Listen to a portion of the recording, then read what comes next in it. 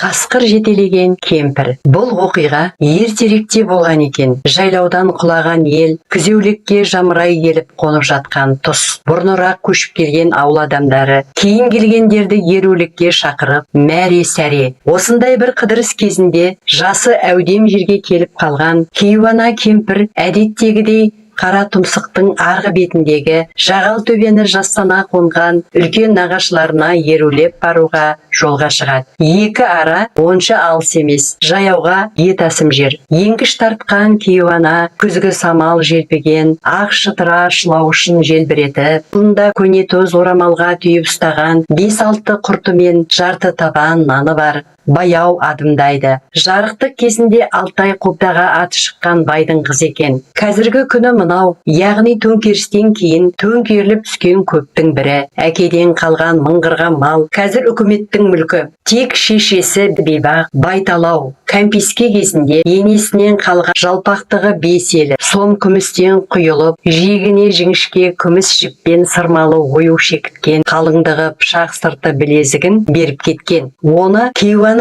көп жыл жан баласына көрсетпей сандыққа сақтап келген еді. Диірменнің тасындай шыр айналған дүние тағы бір төңкерілгенде саясат жұмсарып қарғыс алғысқа ауысты. Сөйтіп кейуана апамыз сандықта жатқан сом білезікті жасқанбай тағып жүретін күнге де жетті. Енді сүт пісіріп жүрсе, апамыз діттеген жеріне жетері хақ. Алдағы ұрымтал белегірден асса болды. Бұл жерді былайғы жұрт қасқыр соқпақ дейді. Себебі артқы жақтағы Қызылтау жаматыда бөрі ұялай. Олар күзде есейген күшіктерін ертіп, осы соқпақпен ойға түседі. Қызық болғанда апамызға ұялы қасқыр кездесе кетеді. Бұлар сел жырған, терең жылғаға жығылып, үйіле өлген кәрі сиырдың жемтігін жеп жатыпты. Жалғыз жарым кәрі кейуананы көрген. Үйірдің арланы ақырын тайқып, күшіктерін бастап, жылыстай берген көрінеді. Әлде қорықты, әлде солай жасауды құп көрді ме екен. Апамыз қолында қисық таяқ қасқырларға қарай ақырып ұмтылыпты.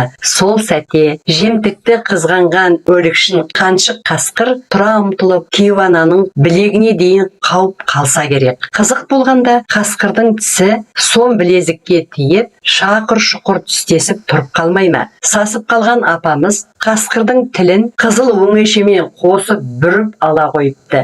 Әлде ерлік, әлде Құдайдың қуаты. Сөйтіп жарықтық тілі тұтылып, өңеші шеңгелденген қаншық қасқырды жетелеп ауылға алып келіпті. Мына қызықты көрген нағашылар, ауылының білекті жігіттері дереу кемпірдің жетегіндегі қасқырды сойылмен соғып алды.